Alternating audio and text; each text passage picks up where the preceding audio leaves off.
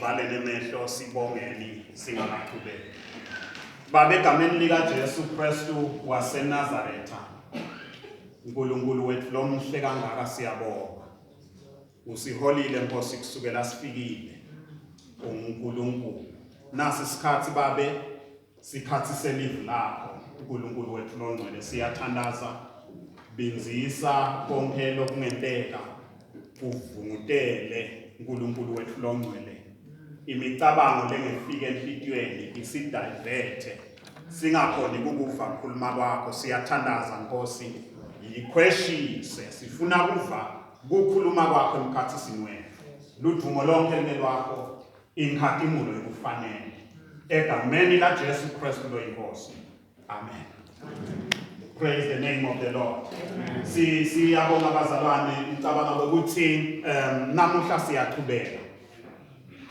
Siqhubeka emagameni lalishumi nemagama lasi khombisa 17. Sikhuluma indzaba yensinziso bakithi. Solo sikhuluma insinziso. Now sishito lokuthi na ukhuluma ngensinziso kufanele siconze kahle lokuthi iyini insinziso. So lamagama lang 17 lesikhuluma ngawo solo ngemagama lekachaza insinziso ukuthi iyini. Kusukela lemuva la sicale khona namuhla sesikhuluma ngeligama lesihlanu. Onke lamanye lamane solo achaza buso lokuthi the aspect letsite yensinziso. So namuhla ke lamanye alamagama sitawathinza bese sesiwachaza kabanzi because kuhamba kudumukela kungenela. Evikini lelama leliphelile sikhulume sayithinza lenzaba yanamuhla ye-propitiation. Sathi nakube kuligama lelisingisi but nasingalinga kulichaza ukuthi lisho ukuthini. Nasikhuluma nge-propitiation sikhuluma about Christ's righteousness imputed to us. Nasikhuluma nge-propitiation sikhuluma ngekulunga kwa Jesu. Kuniketwe thine noma sifakwe lokulunga kwa Jesu. Nikhona ka? So nasikhuluma nje ngale gama nalibala ukuthi propitiation nathi lokuthi sikhuluma ngekulunga kwa Jesu. Kwekuthi Jesu lo simkhondalo ulungile. Sivana ka? Ulungile and ke thine labakholwa ngethine lesitibita ngokuthi sisinzisiwe siniketwe asikakusebentele. Ngifuna ukucace lo sivana. Siniketwe lokulunga kwa Jesu. Kwathiwa ngeke ukuthi sowumukele lo Jesu lolungile nawe uNkulunkulu nakabuka wena akasaboni soni sowubona umuntu lolungile. Nikhona bazalwane. Now asigijimeni ke bazalwane encwadini yebaseRoma sahluko sesithathu. Sisuke khona kuverse number 23. Sigijime sithi yofika ku 26 bese sesiya ngibale 27 kufanele kube 28. Sigcumele 27 bese sesiya ku 28. Incwadi yebaseRoma sahluko sesithathu verse number 23 siya ku 26 bese siya ku 28. Bonke balubonile bakashane kakhulu nempilo yaNkulunkulu. Kodwa nesipho samanga lasemusa waNkulunkulu. Bonke benziwe bemukeleka kuye kufanele. Bamba. Bonke bantu banjani? Bonile. As long as you are born, as long utelwe ngowesifazane iBhayibheli lithatha lisifake emgodini munye lithi sonke sinjani? Sonile. And ngekona kwethu asinaso sabelo kuglory enkathimulweni yaNkulunkulu. Nikhona bangcwele? Bonke bonile. basilalelwe ingathi imulo yaNkulunkulu. Cecela ke lapha emva silalelwa ingathi imulo yaNkulunkulu. Kodwa ngesipho samahhala semusa waNkulunkulu, bonke bendiwe bemukeleka kuye kusibanini. Lalela, ngendzaba ke yesipho samahhala kubani lesipho? Ngendzaba yaJesu ngoba labanye batawudideka ukuthi lesipho manje seyini. Tsanke kule ndzaba yesipho uthi kodwa ngendzaba yesipho lesimuJesu lekusipho samahhala sesendiwe sabanjani? Samukeleka. In other words, ngekwemukela lesipho lesimuJesu nawe sowendiwe wemukeleka kuNkulunkulu. Cecela. Ngekuhlelwa lokhu kuKristu Jesu. uNkulunkulu wamnikela ukuthi abe yinhlawulo ngengadi yakhe. Le nhlawulo ke yemukeleka ngokukholwa. Ngale ndlela uNkulunkulu sewubonakalise kulunga kwakhe. Ngekuthi kaJesu ahlawule tono letatiwa kadzeni. uNkulunkulu angakadehlupheki. Lalela. Lithi ngaleyo ndlela ke sekwente kanjani? Abake. Ngaleyo ndlela, ngalo Jesu uNkulunkulu ubonakalise kulunga kwakhe. Angithi sikhuluma ngerighteousness, ngekulunga kwaJesu. So lokulunga ke kwaNkulunkulu kubonakalisiwe kuJesu kuze sibe njani?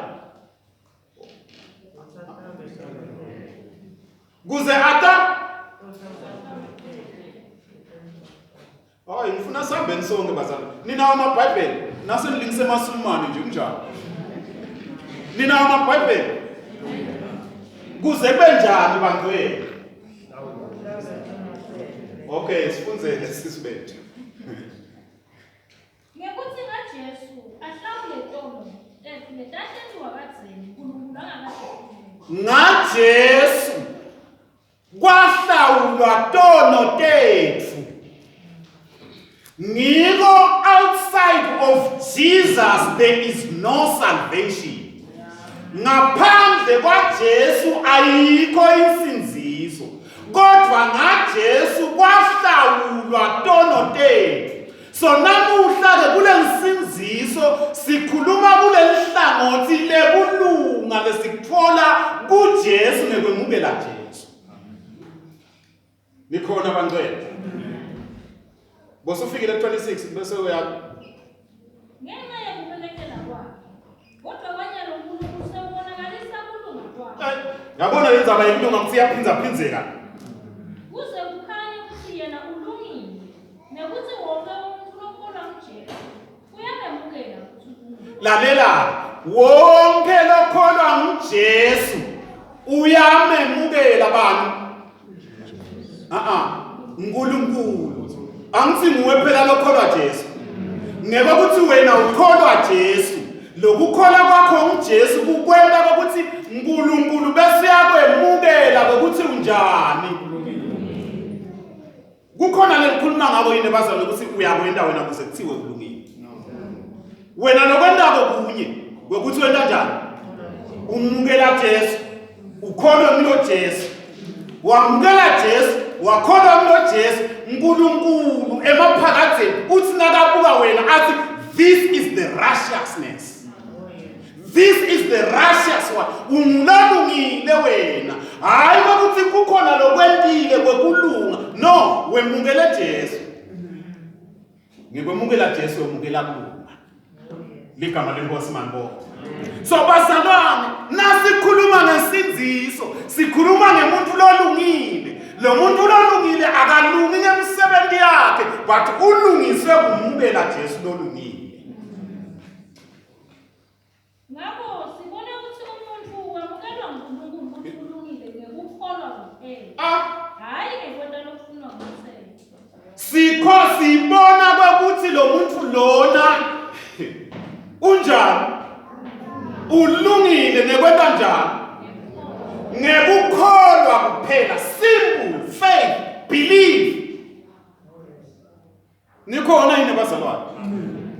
Kunebantu lebehlulelwe ngilabanye bantu bagcina bahlele emakhaya because bantu balibala bakhumbuta ngetono tabo lale lithi iBhayibheli ngekwemukela Jesu ungilolungile ngalamanye amagama immediately ngaphakamisa sandla ngathi Jesu ngene empilweni yami akunenzaba ukuthi namuhla mhlambe ngitela esontweni bungakapheli tshwala bayitolo but ngefika ngemukela Jesu la esontweni uNkulunkulu uthi ngilungile yebo itolo bekugabhile but nangemukela Jesu immediately God forgets uya akasakubuki ngaliso la itolo sokubuka ngaliso la namuhla because wemukele Jesu lolungile. Praise the name of the Lord. Barcelona asisuha wemukela Jesu musa kuba kulibala kuba ingingane ucabanga tono takho tayito you are righteous. Indzaba mJesu umemukele ngoba wamemukela yena songilolungile. uNkulunkulu uyamemetela uyadeclareisha immediately umemukela bese uyamemetela songilolungile. Gama lenkosi malibonga. Lalela kunana inkulumo nayo leshiwo ngilomunye lecela kuyisho sisa nakunjalo. Bona ke mfana sekucala kutayela ta. Le nkulumo lena leshiwo ngilona okay. Mina ndongisa mfana.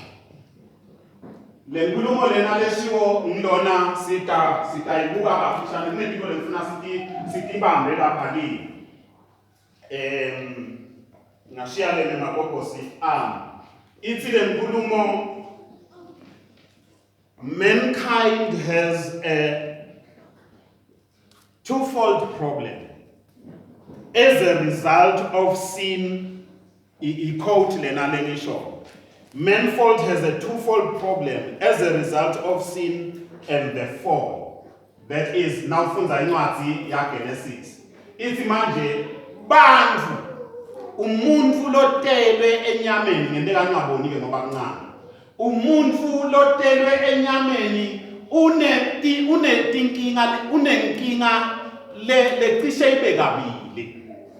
Inkinga yeqala noma ke lenkinga lena idalwa sono nekuwa kwemuntu. Endlule athi on one hand there is basic corruption of human nature.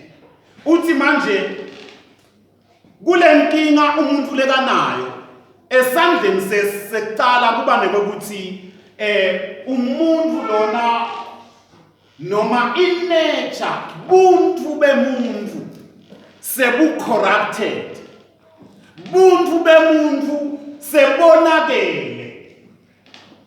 That is nasithi konakele sisho kuthini sisho ukuthi our moral character has been polluted by sin. Buntu bethu i-character similo semuntu sesonakele soniwa yini bazalwane soniwa sono. Uthi ke manje lo mbhali lona i-problem yemuntu namuhla emhlabeni ikabili. Number one kwekuthi sono siyonile indalo yemuntu inature yemuntu. Isimilo semuntu sende sono sonakala similo. See understand? Sikhuluma ngensindiso because insindiso ngiyo lefike njani ilungise similo semuntu. Now uthi ke manje nakabhala lo mbhali athi le aspect lena ke this aspect of the curse is nullified by regeneration. Lokonakala ke kwesimilo semuntu soniwe sono kubese sekuyalungiseka ngalesikhathi lo muntu asa regenerate noma asakhiwa kabusha because emva kokwemukela Jesu umuntu ubese ungenela iprocess yekwentiwa kabusha. Nikhona bazalwane?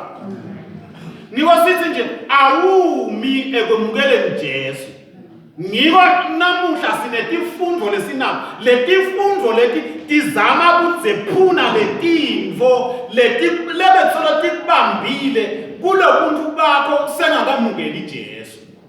So nase ufundziswa ke siyatsilita kwenteka i-regeneration.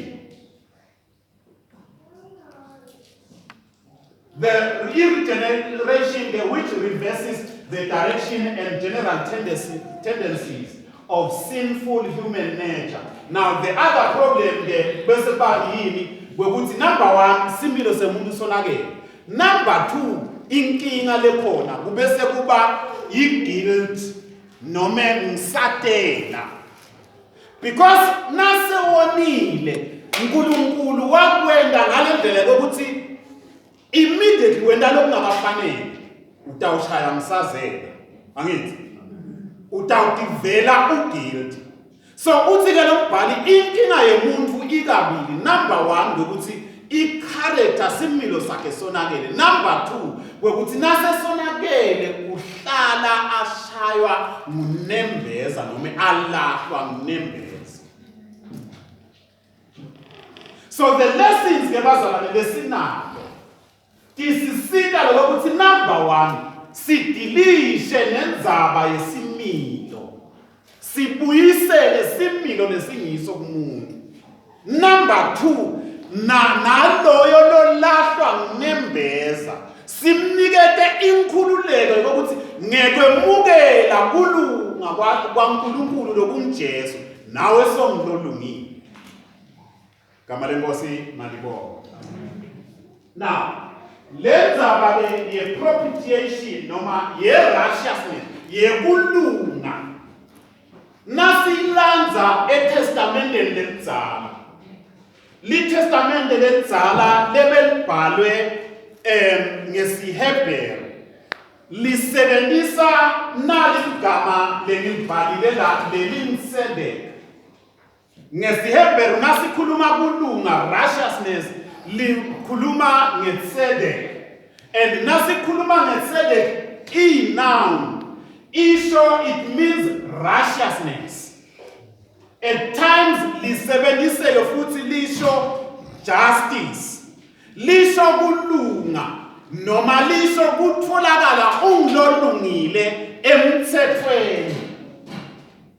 Now nasikhuluma ke ngalo kulunga eTestamenteni lelidzala leligama laTzedek lisho ukuthi umuntu ukhone kuphila up to ema-standards lathile, ema-standards labhekekile. Ngalamanye amagama kusho ukuthi nawukholwa kukhona kunendlela lekufanele uphile ngayo. So nakwendekele leTzedek nakwendekele righteousness kusho ukuthi ubese uphila umlolungile wena. Nikhona bazalwane. Ngalamanye amagama kusho ukuthi ukhonile to conform to a given norm. Angikubekisele nangabe uliswa lemncane nangabe ubuthekile angithi ngiyadlo ukuthi kunetinvo lotendako letikhombisa lokubutheka kwakho. Sevana kunetinvo lotendako letikhombisa lokubutheka kwakho. In other words uyaconforma. Sonke sinemaswati la angithi, but asikabutheki sonke, mina ndingabutheki. Niyabona? So ngalamanye amagama indlela lengenda ngayo tinvo mine angeke ifanane neliswati leliswati njengami kodwa lelibuthekile. Leliswati lelibuthekile litawenda tinvo litawuconforma lente tinvo ngalendlela lekupita kutsi lobuthekile atende ngayo. So the same thing nasikhuluma ngale righteousness yaNkulunkulu bazalwane sikhuluma ngekuconforma to the acceptable norms. kuphila ngale ndlela ngomthetho manje kuconforma kuphila according to a set standards.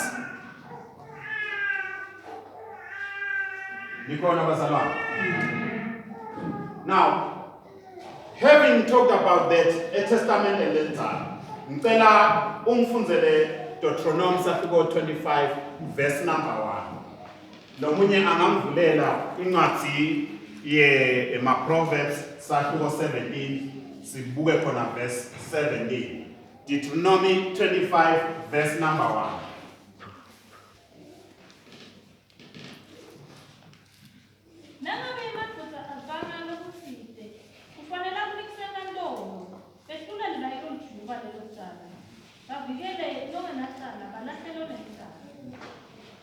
Niyeva ku-61 angithi sithi manje ngalesihebheru nakukhulunywa ngalo tzedek nakukhulunywa ngerighteousness ililine ekuthenini utholakala ungilolungile ngokwemthetho angithi uthi ke manje Deuteronomy nangabe kwenteka kukhona kubanga lokukhona emkhathisini webantu lababili labantu lababili kufanele bende njani baye enkantolo inkantolo ke itawube iyehlulela ukuthi ngubani lo right ngubani because nasikhuluma ngerighteousness sikhuluma ngekuba right siyevana so inkantolo ke itawube iyajuba yona ukuthi ngubani lo right ngubani lolungile and lithi manje inkantolo itawujuba ngekulunga kwethu lalela ke quickly masinyana siye encwadzini yemaProverbs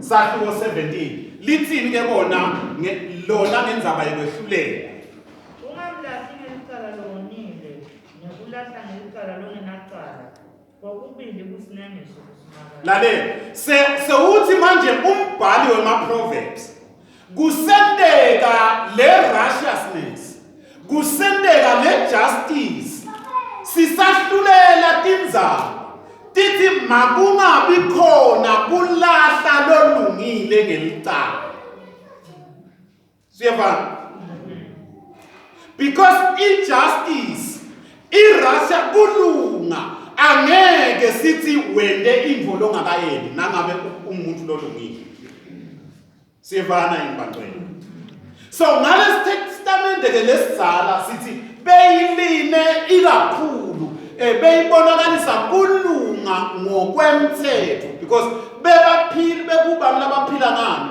ngemthetho waMose siyevana ka so kulunga ke kwako kade kwehlulelwa ngemthetho so Proverbs ke noma izaga soyaxwayisa lokuthi nisehlulela akungabi khona lolungile lotawulahlwa ngelicala because wenda lokho kusinengiso kuNkulunkulu you know emhlabeni namhla tindvo tonakele because nalonke nalicala simbekela icala sithena sihlulele sabuka tindvo sathi longaboni sathi ubonile sathi lowonile sathi abona but uthi umbhali encwadzini yetaka asingamehlulele lolungile now evesini lesibuya kilo Romans 3:23 kuya 26 ngicela highlighter now ngokuthi ngendzaba yesono liBhayibheli lithi umuntu ulahlekelwe inkhatimulo yaNkulunkulu ngalamanye amagama umuntu nakamdala uNkulunkulu wamdala akhatimula wamdala esabeka analo kungcwele uNkulunkulu lekanayo khumbulani phela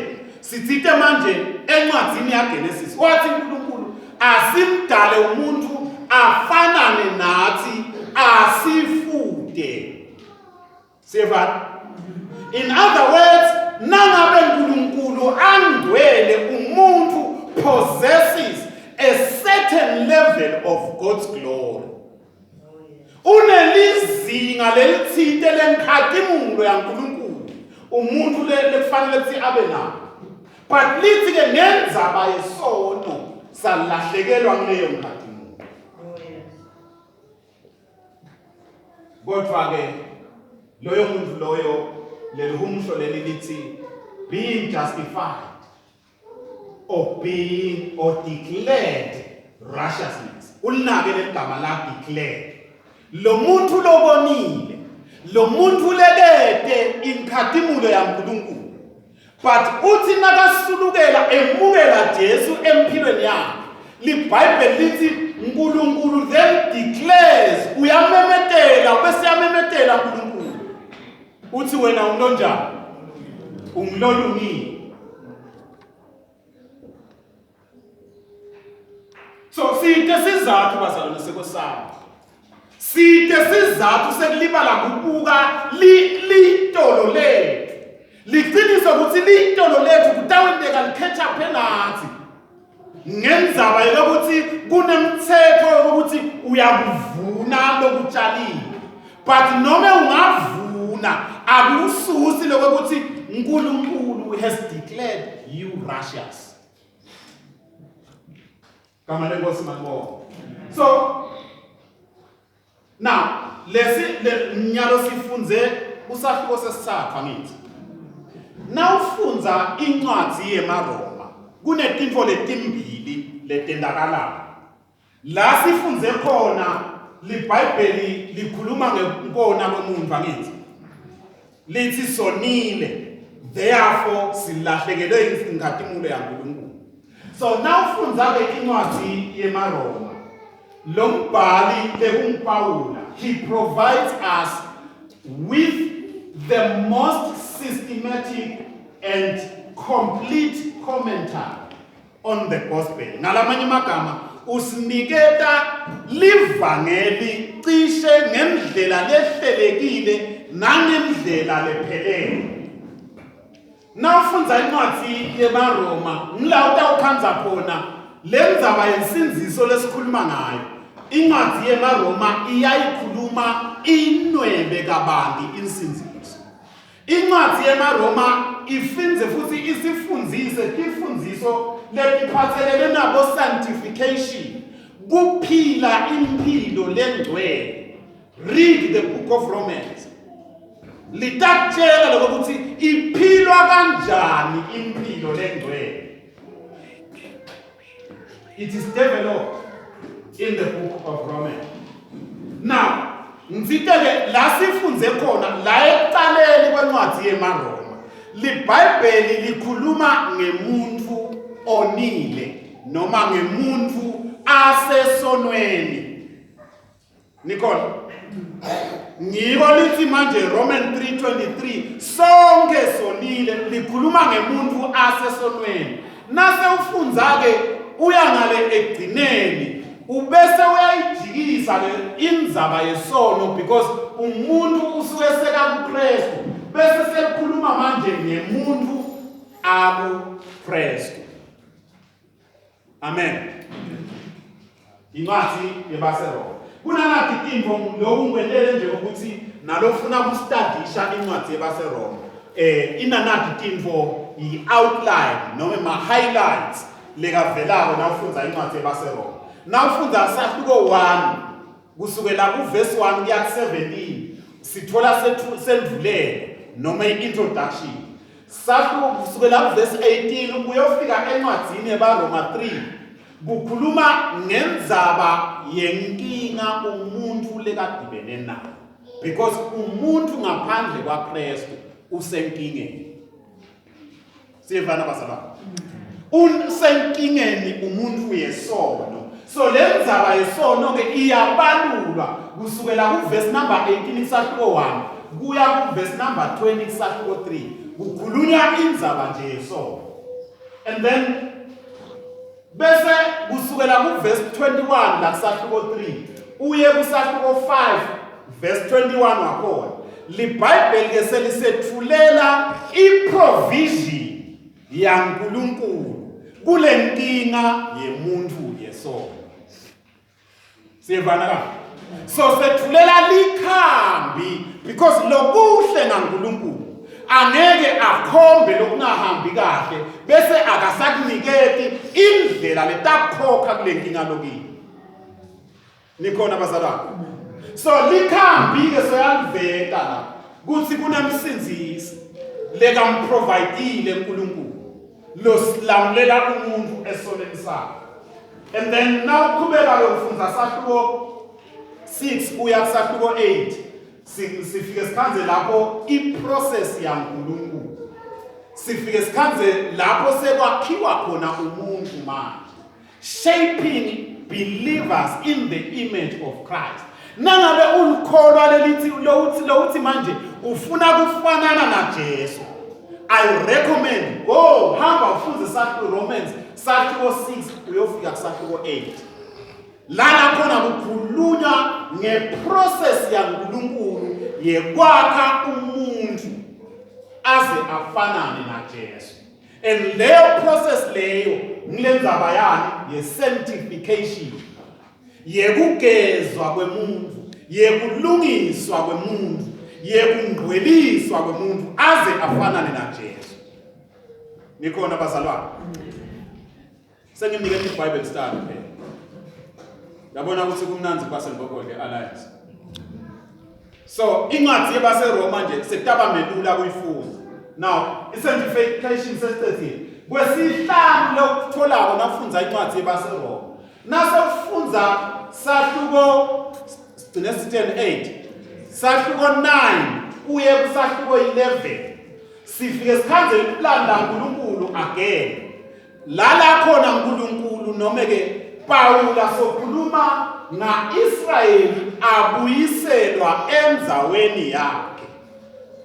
Nikhona sahluko 9 to usahluko 11 kwesithupha nilela lababhalako njalo nalaba emisela ngokufunda kwesithupha naw sewufika sahluko 12 uya kusahluko 15 verse number 13 ufike ukhanze khona lala khona solo sikhuluma ngenhloso yaNkulunkulu but so uthola khona applying Christ's righteousness to the believer's daily life. So i-apply lokulunga kwaJesu so ukwenda kanjani empilweni yakho imihla ngemihla. Letipho letibazalwane singafunza incwadi yebaseRoma. Sifunze for over a year. Solo sitikhuluma letinto, sitenweba, sitibalula ukuthi lokuyini. And then naso funza sahluko 14 uyogcina ungazuthi verse 14 kusahluko 15 uyogcina verse number 16 to the last verse. Ngilala khona bese Paula so letha i-conclusion call. However, asikho ke lapho lokhu benginiketa nje ukuthi nawufunza incwadi yebaseRoma sithi ke phela Paula uqala akhulume ngemuntu asesonweni angithi bese egcineni kwale ncwadi noma emkhathini kuya egcineni bese sekukhulunywa ngemuntu manje akuKristu. But ke asikho lapho namuhla sikhuluma ngepropitiation ngekulunga kwaKristu lesitholako noma ngekulungiswa kwethu. Ngiko sithi manje lokumgcoba lapha we want to talk about Christ's righteousness imputed to us. Kulunga kwaJesu lesiniketwe kona. Asibuyele sifunze lo 21 na 22 verse 21 na 22 kulo sahluko 3 lapha encwadini yebaseRoma.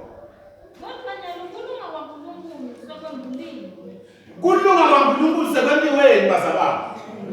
Sekwembuliwe kulunga kwaNkulunkulu. Akusiko kwamthetho. Nyalo angithi manje sithe manje nasikhuluma ngepropitiation sakhuluma ngaTsadak lo Tsadak lekasho ukuthi ulungiswa ngekwemthetho. Lithi ke manje lo lesekwembuliwe kulunga akusasiko lokwemthetho. Angeke sisayomangalelana nyalo enkantolo kuze kuthi umthetho utowurula but lokulunga lesesinako akusesiko komthetho sele kwani.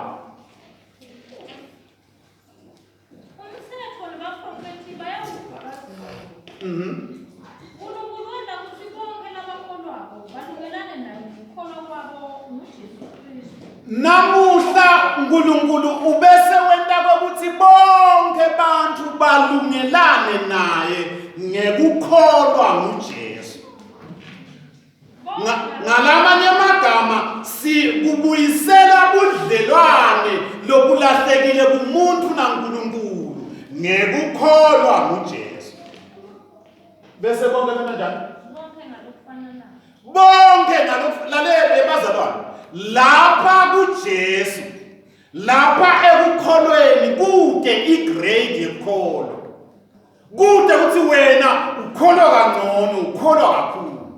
But sikholwa kuNkulunkulu siyafanana. Nikhona bazalwane. So lokulunga lesikhuluma ngako, lokulunga lokutholwa nglabasinzisiwe, kulunga lesithola kufanane. Nikhona bandwe. 22 ngosumfundisi.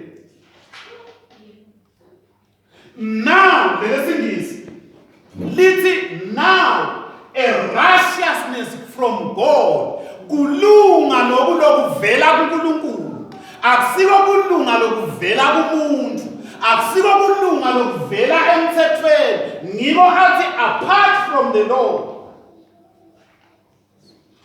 God has made this righteousness known to us. This righteousness is from God. And it comes through faith in Christ Jesus to all who believe. Kubo bonke labakholwayo lokulunga lo bayakwemukela. Ngiko sithi lokulunga it is imputed. Kulunga lesikwemukelako, kulunga lesitikhanza singiko, hayi ngoba ngekomthetho noma ngekomsebenzi. But it is righteousness that is declared. Uyakumemeta ngekwemukela Jesu uNkulunkulu bese uyakumemetela lokulunga lo. Ligama lenkosi manje. Asigijime siye encwadini yabaseKorinte bekuqala. Sahluko 1 verse number 30. Lesingisini umusho litawuthi God has brought you into union with Christ Jesus, and God has made Christ to be our wisdom. By him, nagake esingisini, by him, lekunjesu, ngalo Jesu, we are put right with God. Amfunze leswatini. Yena umhlobo wemhlo yenu, uJesu Kristu, ngamena waba kusakanipha kwethu, nekulunga, ukungcoliswa. Lithi ke lo Jesu wamenda waba kulunga kwethu. Lalelani bazalwane. Sine kulunga kwethu kuJesu. Akusiko kwesetshendelwa. Nikhona yini bazalwane?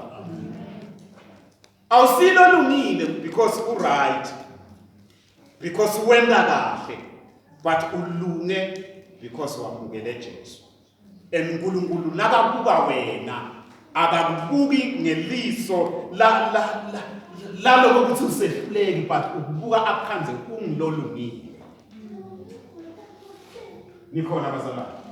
Ngelesingisi lithi we are put right. In other words, God uyakuthatha ngiyomthinta phela noma ngabe itolo bokade manje ugilatika bokade usesonweni but wefika namhla enkonzweni wamukela Jesu. uNkulunkulu akasakubuki kule tono takho sokubuka ungilolungile because so wemukele Jesu man. We become we become God's holy people and we are set free. Sibabantu baNkulunkulu labangcwele futhi singabanjani labakhululekile. Nikona bazalwane. Singabakhululekile ngenxa yokuthi semukele inkosi yekulunga, semukele Jesu etimpilweni tethu. Now lo bengithite kusho lokuthi uNkulunkulu regards Christ's righteousness as belonging to us. Ngalamanye amagama uthi uNkulunkulu yebo wonile wena kodwa ngeke so umukele Jesu lokulunga kwaJesu sengekwakho nawe. Sevana yini? wonile liqiniso but ngekwemukela Jesu sowuthethe lokulunga kwaJesu sengekwakho. Ngiko manje nawufunda incwadi yamaRoma sahluko 3 verse 3 uya 6 lokumcoka lapho kunokuthi iBhayibheli lithi Abrahama wakho but wathi nase akholiwe kwasekuthiwani kuyo kwathiwa ungilolungile. Nikhona yini bazalwane? Kude imisebenzi yekulunga lekayenda Abraham but lekakwenda yena kwaba yini? Kwaba kukholwa. Wathi ke uNkulunkulu ngalo kukholwa kwakho Abraham I credit to you. You are now righteous. Phela kangangobe nawungadadisha impilo ya Abraham utamkhanza enda emaphutha onke emalanga. Siyevana ka? Emva kobe uNkulunkulu asadeclarishile asathi ungibabe wetive ungilolungile simkhanza empilweni yakhe wenda emaphutha. But lokwenda kwakhe emaphutha akukuceke iphasi lokuthi uNkulunkulu sowudeclarishile wathi ungilolungile. Igama lenkosi manibonga. So uNkulunkulu ke urigada lokulunga kwaKristu usiniketa usibuka ngalokulunga leJesu lekanayo. Mhlambe asimfunze le Romans 4 sahluko 3 kuya 6. Abraham believed God and it was credited to him as righteousness. To the one who does not work but trust in to the one who does not work but trust God, who justifies the wicked, his faith is credited as righteousness. Blessed is the one to whom God credits righteousness apart from his works. This one. So verse 3, we are all verse number 6.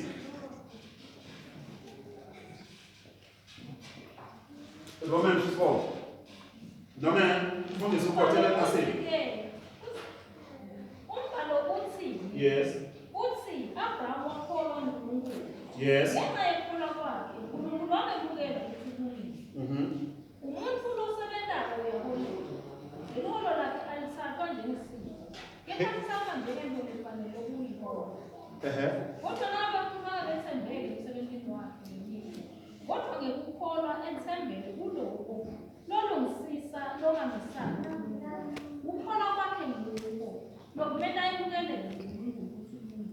Kukholwa kwakhe ngumbono kumenda emukeleke kuNkulunkulu ukuthi unjani. Does your faith make you acceptable to God yini? Kukholwa kwakho kuyakwenda yini umukeleke? Ngiko sikhuluma ngefaith phela sisakhuluma ngenakuzana ngensinziso sifake nekhathi nekukholwa ngithi. Sathi ngeke sikhulume ngensinziso bese sesishiya ngaphandle kokholwa. Umuntu losinzisiwe uyakholwa. Lithi le Bible lokukholwa ke ngiko lokusenda semukeleke kuNkulunkulu. Nikhona abantwana. Bosuthethe. Ma.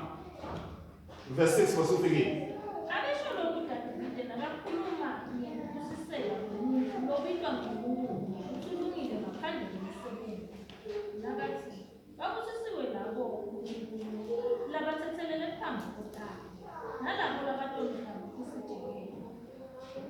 Babo sisi labo labathethelele etono tabo nalabo tono tabo letisijeke. So le righteousness lokulunga lesikhuluma ngabo bazalwane akusuko kulunga kuvela emsebenzini yena but kulunga lesikuniketwa nguNkulunkulu ngekwemukela Jesu Kristu empilweni yakhe. Ligama lenkosi manibonga. Now mhlambe quickly ngicela sifunze nawo amavesi la highlighta na tikinvo letintsatfu lesitawukiba. Number 1, njengebantu lebemukele Jesu kufanele sathi ukuthi ingaki ya Jesu ngiyo lesisonzeta dudane naNkulunkulu. Usifunzele incwadi yabaseFesu sahluko 2 verse number 13. ingati ya Jesu ngiyo lesisonzeta dudane naNkulunkulu.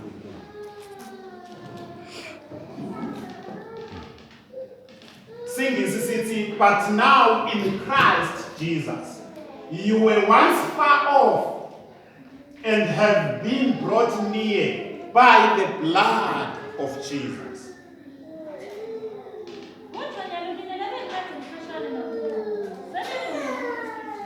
Nina lebe ngikade njani? Nikhashane naNkulunkulu seninjani manje? Angiva mina.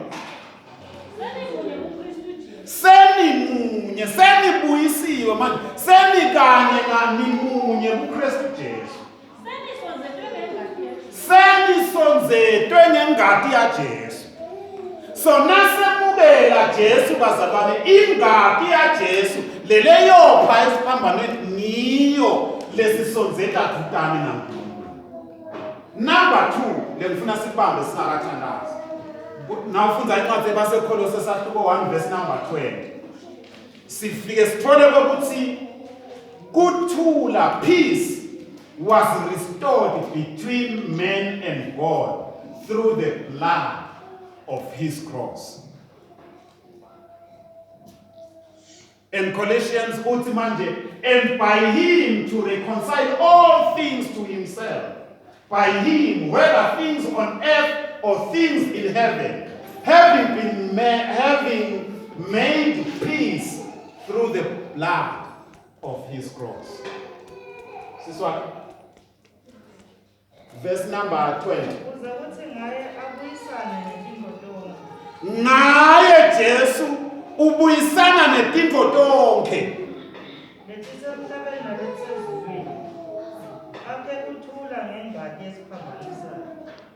Akhe kuthula ngenga, the blood of Jesus. It whispers peace. Number 3, then we pray. Jesus is the perfect appeasing sacrifice for our sins. Jesus, umhlatshelo incwadi yaJohn wekuqala sahluko 2 verse number 2. Mhlambe na John wekuqala sahluko 4 verse number 10 samfundo. Jesu umhlatshelo longiwo umhlatshelo wetonotelo. Khona lesatholile.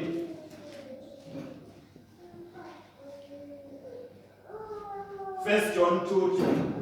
Nguye inhlawulo yetonotelo, hayi ke kusodwa, kodwa netemhlaba wonke.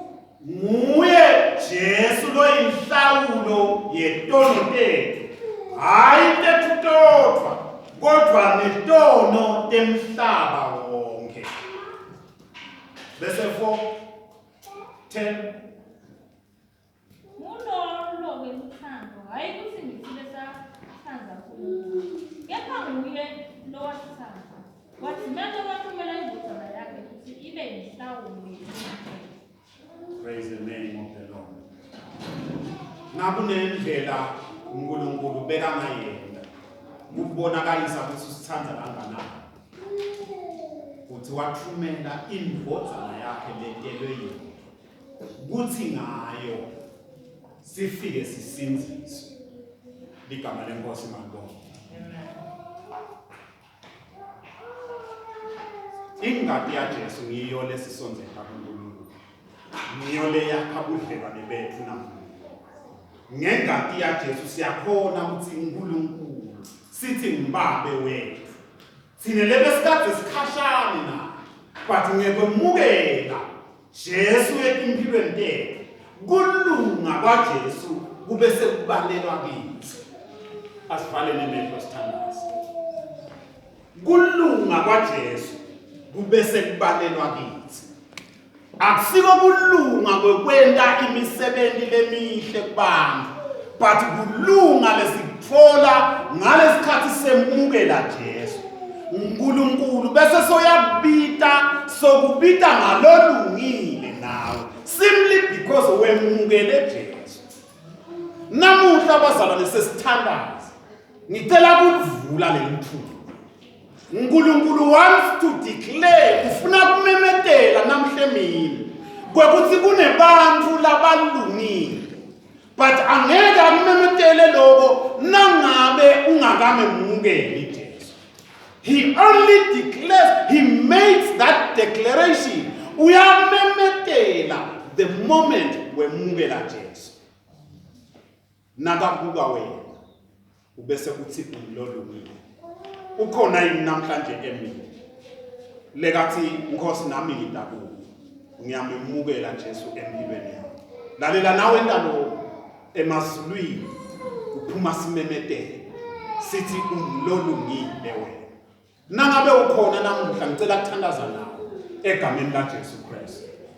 Nangabe ukhona uphakamisa isandla sakho sitobese siyathandaza. Angeke silibale ukumemetela libale. Nangabe akhona lekathi nami ngiyafuna namuhla umenyetelwe ngami kuthiwe ngilolungile. Phakamisa isandla sakho sithandaza. Thank you Lord Jesus. Inkosi yakubona mfanami. Inkosi iyasibona leso sakho. Namuhla kuyamenyetelwa ekhaya. Phakamisa isandla sakho ngesandla. Ezulwini kuyamenyetelwa. Ezulwini namuhla kuthiwa you are the righteous of God. Umlolungile waNkulunkulu. Sengiyathandaza manje. Inkosi inkosisi nina lemphakamise ethandathe. Asithandaze. Babe egameni lika Jesu Kristu waseNazaretha. Babe wethu lonemandla onke siyabonga. Vele Nkosi live lakho lithite akuyi ngemandla akuyi nangekhwepha. uNkulunkulu wethu longcwele ngisonzelana naba Nkosi lebaphakamise etandla tabo ngenhloso yekwemukela nangenhloso ukuthi lizulu lideclareishe kwekuthi bangilabalungile. uNkulunkulu wethu lophakeme kangaka thina vele Nkosi sibona tanda wena ubona inhlitiyo but we want to join emazulu nasemini asamemetela kwekuthi bangilabalungile nathi siyavumelana nawo. Hayi ngoba Nkosi benda kahle, hayi ngoba bende kahle, but simply because they are accepting kulunga kwaKristu etimpilweni tabo. Babe wethu longcwele siyabonga. Ludvumo lonke lungelwakho. Emandla nenkhatimulo ukufanele. Ngiyathandaza Nkosi. Kunema processes lesatawendeke etimpilweni tabo. Basalungiswa njengoba sesishilo encwadini yabaseRoma. La kuveta umuntu asesonweni. Kodwa malibongwe ligama leNkosi lokuthi towards the end of the book of Romans sibona umuntu asakuKristu. Naba Nkosi sebakuwe. Siyabonga bageze. Siyabonga bahlale. Bahlambulule. Bakhulule Nkosi. Emandleni esitha. Nami noma ngabe ngitiphi Nkosi timvo lebabanjwe kito, they are breaking loose. In the name of Jesus Christ. Sesinyenyeta ingadi ya Jesu lekhuluma kuthula. Ingadi ya Jesu lekhuluma kubuyisana. uNkulunkulu wethu longcwele. Sithe babe we are ambassadors. Singemanxusa simemetela ebantwini bonke ukuthi ababuyisane naNkulunkulu. Thank you Lord for doing just that namhla emini. Ludvumo lonke lingelwakho. Ludvumo lonke silinikela wena, siliniketa kuwe Nkosi. Egameni laJesu Kristu Nkosi yethu. Nakulesi sikhathi Nkosi setawehlukana. Ngiyathandaza kuleli live lesiphila kilo. Kulesikhathi lesiphila kilo. Lapho Nkosi kungenakuthula.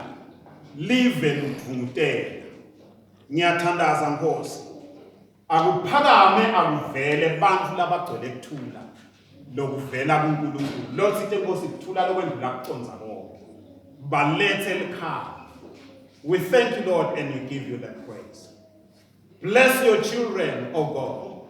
sisehlukana emakhaya abo Nkosi nginyenyeta ingadi ya Jesu busa Nkosi Jesu egameni lika Jesu Kristu kuvikeleka kwabo ngiyakumemetela namhlanje they are free they are safe in the wonderful name of Jesus tingilozi telizulu atehle tenyuka tibavikela egameni lika Jesu Kristu sisehlukana babe wangathi umusa wenkosi yethu Jesu Kristu luthando lababe uNkulunkulu inhlanganyelo nebudlelwane bamoya longcwele bungaphumula etukwanabo abantwana babo Jesu lo yinkosi adzimade abuye we give you glory we give you praise in the wonderful name of Jesus Christ amen